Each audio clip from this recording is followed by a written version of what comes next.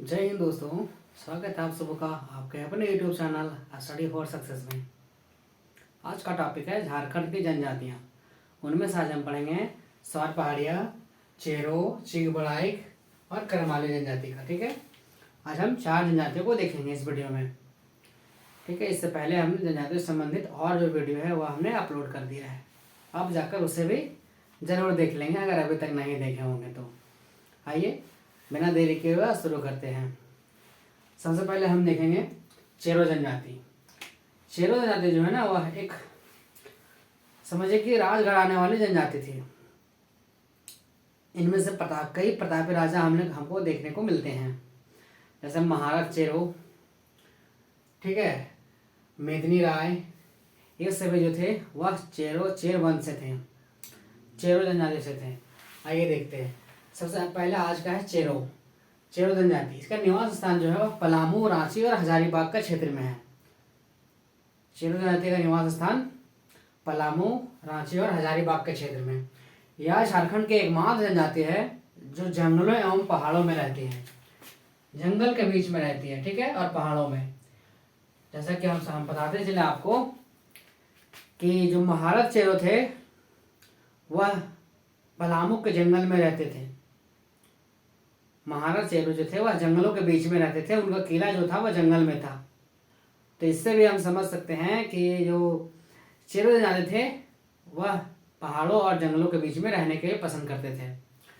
Next है मेदिनी राय जो थे वह इस वंश का प्रतापी राजा था। कौन? मेदिनी राय। मेदिनी राय जो थे वह चेर वंश का ही राजा थे और वह एक प्रतापी राजा के रूप में जाने जाते हैं चेर वंश में, ठीक है, चेर जनजाति के लिए। और यह जनजाति जो थी चेर जनजाति वह स्वयं को चौहान जनजाति मानती है, स्वयं को चौहान प्रजाति का मानती है। मतलब चौहान, हम समझ सकते हैं कि चौहान जो था वह एक समय में समझे कि भूमिहार जिसको कहते हैं ना, जमींदार प्रवृत्ति का, वह उस टाइप से था एक समय में। तो अभी जो चेरो जनजाति है वह स्वयं को चौहान प्रजाति के मानते हैं, इसे भी आप समझ सकते हैं। और चेरो जनजाति का एक महत्वपूर्ण युद्ध था जो इसके समय घटना घटी थी, वह शेरशाह सूरी से 1538 ईस्वी में शेरशाह सूरी के साथ चेरो जनजाति युद्ध किए थे।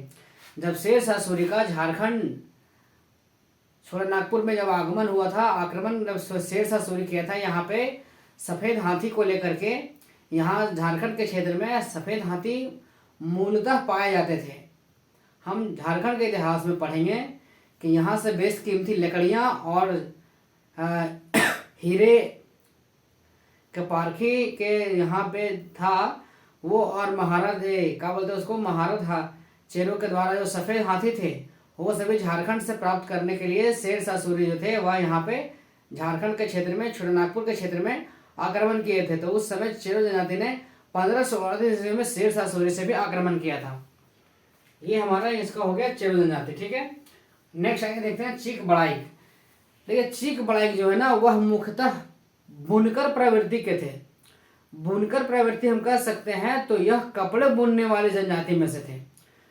हाथ से बुने हुए कपड़ों का जनक माना जाता है इसे, चीक बड़ाइक जनजाति को। हाथ से बने हुए कपड़ों का जनक, हाथ से बने हुए कपड़ों का जनक माना जाता है, ठीक है। यह चीक बड़ाइक जनजाति को हाथ से बने हुए कपड़ों का जनक माना जाता है। नेक्स्ट है हमारा सौर पहाड़िया जनजाति। सौर पहाड़िया, जैसा कि हम सभी बताते चले आपको कि सौर पहाड़िया का मुख्य निवास स्थान जो है वह संथाल परगना के क्षेत्र में है, और वो भी संथाल परगना के निचले भाग में नहीं, संथाल परगना के ऊपरी क्षेत्रों में, मतलब पहाड़ी क्षेत्रों में चेर जनजाति का निवास स्थान है। संथाल परगना के पहाड़ी क्षेत्रों में छोटी छोटी बस्तियां बनाकर यह रहती हैं चेर जनजाति। ये माफ कीजिएगा, सौर पहाड़िया, ठीक है। सौर पहाड़िया संथाल परगना के ऊपरी क्षेत्रों में, पहाड़ी वाले क्षेत्रों में छोटी छोटी बस्तियां बनाकर यह रहती हैं। इनका युवा गिरोह को हम कहते हैं कोडवाह। ये पूछा जा सकता है एग्जाम में कि सौर पहाड़िया के युवा गिरोह को क्या कहते हैं, तो वो कहते हैं उसे कोडवाह, सौर पहाड़िया के युवा गिरोह को। इनका आभूषण है गोदना। ऐसे हमने बताया है आपको कि गोदना क्या होता है ना, कि काले काले रंग काले रंग के कोई लिक्विड का पदार्थ होता है, उससे एक सुई के माध्यम से बॉडी में, शरीर में एक एक डिजाइन, अच्छा कलाकारी के रूप में उसे चुभोया जाता है। ठीक है, अच्छे डिजाइन तरीके से। और वह जो काला लिक्विड जो आता है, जो सुई से चुभोया जाता है, वह कभी मिटता नहीं है। वह लंबे समय तक, समझ जन्म जन्म तक, वो जन्मों तक रहता है। जब मर जाता है इंसान, तो वह जब अपने जो उसके संस्कार होते हैं क्रियाक्रम का, उसके बाद ही वह संपन्न होता है। जब तक आदमी जीवित है तब तक गोदना शरीर में रहता है। तो ये जो है सौर पहाड़ियों का गोदना जो है वह एक आभूषण था। आभूषण के रूप में सौर पहाड़ी जनजाति गोदना को सब अपने शरीर में गुदवाते थे। ठीक है, लगाते थे। तो आभूषण इसका गोदना है। यह जनजाति स्वयं को मलेर कहती है। मलेर एक प्रजाति है। यह जनजाति स्वयं को मलेर कहती है।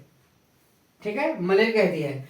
इस जनजाति का उल्लेख, जैसे कि हम आपको बताते चले कि झारखंड सहित भारत में भी जब विदेशी यात्रियों का आगमन हो रहा था, तो उनमें से मेगास्थनीज, फाहियान, ह्वेनसांग, ये सब जो थे, मेगास्थनीज जो थे वो हमारे मेगास्थनीज यूनानी यात्री था, और चीनी यात्री ह्वेनसांग और फाहियान।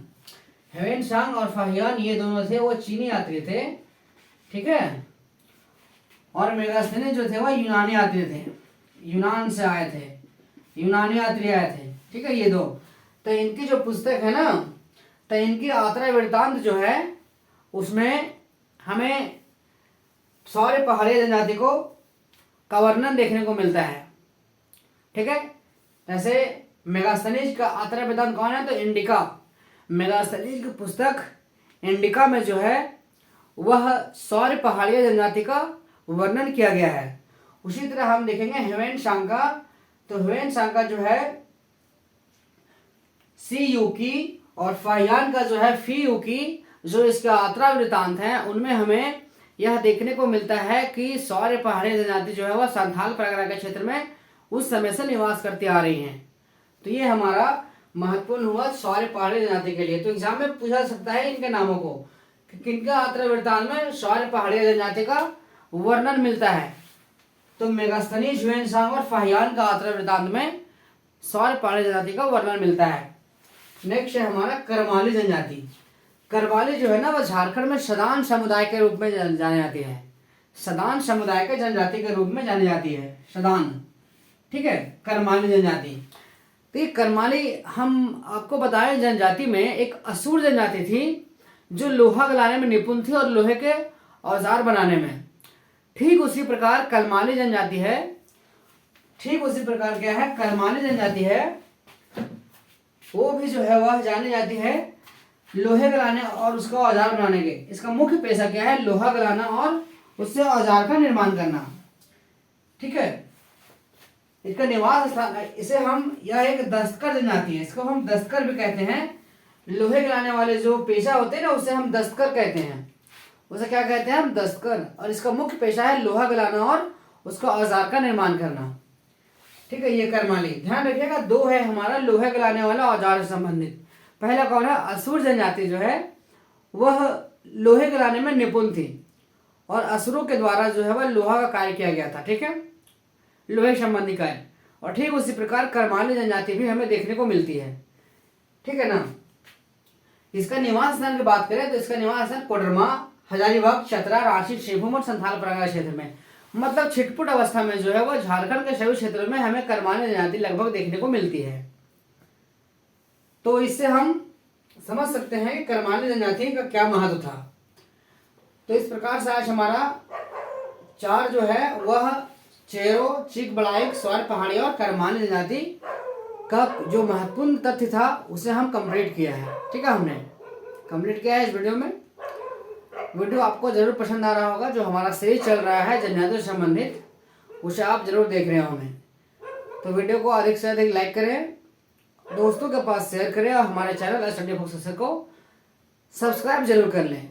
बेल आइकन को भी ऑन कर लें ताकि नोटिफिकेशन सबसे पहले आप तक पहुंचे और आप उसका लाभ उठा पाएं।